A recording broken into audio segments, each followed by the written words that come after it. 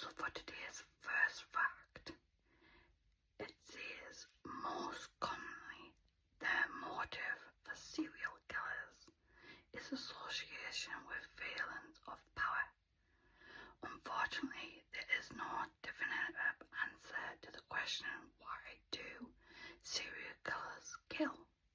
Some are motivated by sexual compulsions and shockingly recreations. Usually, the main motives are associated with a feeling of power that murder gains. Sorry, I'm just reading it as I go. I just find that so much easier with my concentration. So if you see it's looking up, I do apologise, I'm just reading it. The gains over their victims. It doesn't have to be a sexual driven motive, though the victims are often women's, migrants, prostitutes, children, homosexuals and homeless people. But that's not all. The main motive are what serial killers have in common, besides enjoyment, thrill, lust, power, financial gain, and gang activity, criminal enterprise. The most motivations for them to commit these crimes are anger, avoiding arrest, cult, sorry about my tummy then, and attention. See, I thought probably would be attention the most. Sometimes they are multiple motivations, so it might be all of them, it might just be some of them, but mainly, more often than not, it is more than one reason. The most common killing method of a serial killer is strangulation and shooting.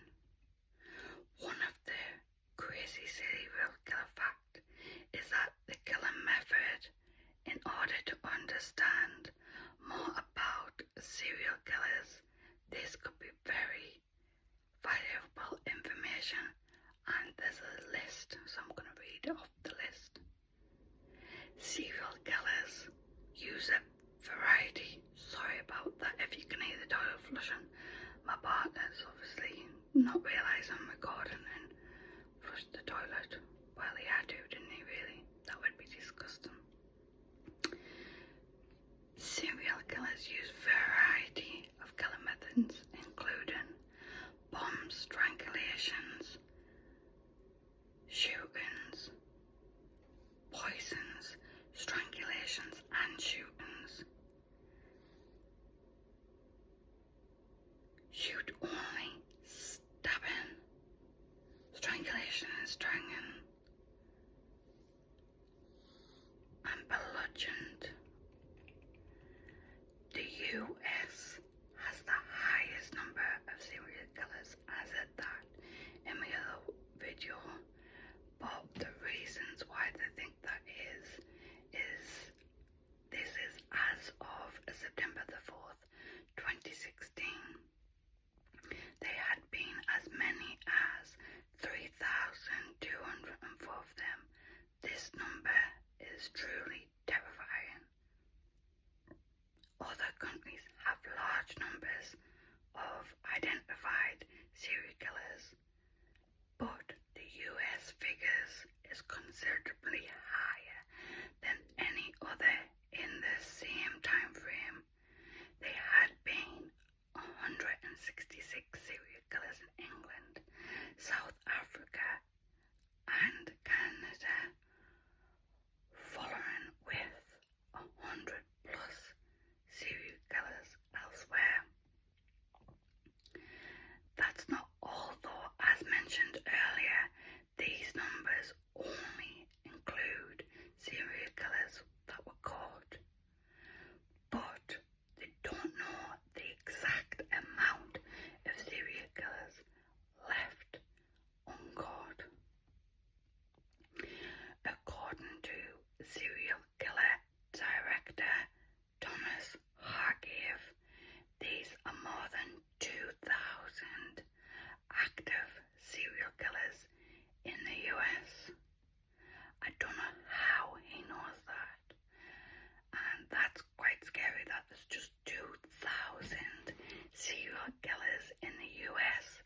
that's just roaming the streets, that's just walking by you, doing their daily life, going to the shops, whatnot. 40% of the time, they might get away of murder in the US, and it says this is a shocking percentage, which I agree, because I think that's quite high. 40% of serial killers in America are getting away with it. But they think that there's so many unidentified serial killers that some of them are former police officers. But a former police detective, Michael Hartfield, thinks that the murder of the active serial killers are higher, even higher than what was suggestive before. He thinks a mind-boggling 3,000 or 4,000, but that's just his opinion. He's not really sure. And then I've got the Ted Bundy article that had 29.4 million views in 2019 on Wikipedia, and the reasons why people watch these and were close to 30 million views is because they believe he's fascinating to watch, because he's well known. He had been denying murders for more than a decade. Finally, he confessed to 30 committed homicides, but even today, the actual numbers of his victims is unknown. I wonder why he would only admit to 30. You would think if he's admitting to them that he would say exactly how many, but I think the reason why he's not admitting to them is because of the power, like it said earlier.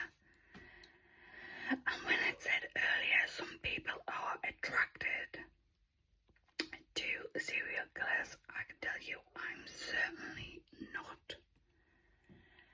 And there's an actual name for the term attraction to serial killers, and it's called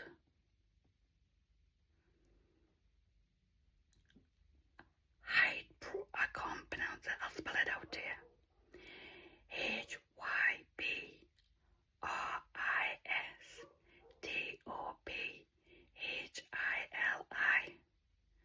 And this is known as the Bonnie and Clyde syndrome. I've never seen Bonnie and Clyde, and I wouldn't have thought that they went together, but there you go. Then we've got John Wayne Gacy, the killer of boys and young men, performed as Pogo the Clown at charity events and children parties. How scary is that? And it says underneath, some of the most notorious serious killers are British performers, and they kill up to at least 215 people from 1975 to 1988. And one person, Audrey, who killed at least 50 of them on her own, and that was from 1978 to 1990. Her victims were mainly teenagers. I've never heard of her, but I might do a case on it. And the last fact of the day I am going to tell you is Jeff Dahmer learned how to preserve animals' parts from his father, who was a scientist. So I find that fascinating. So obviously he must have took an interest and learned how to do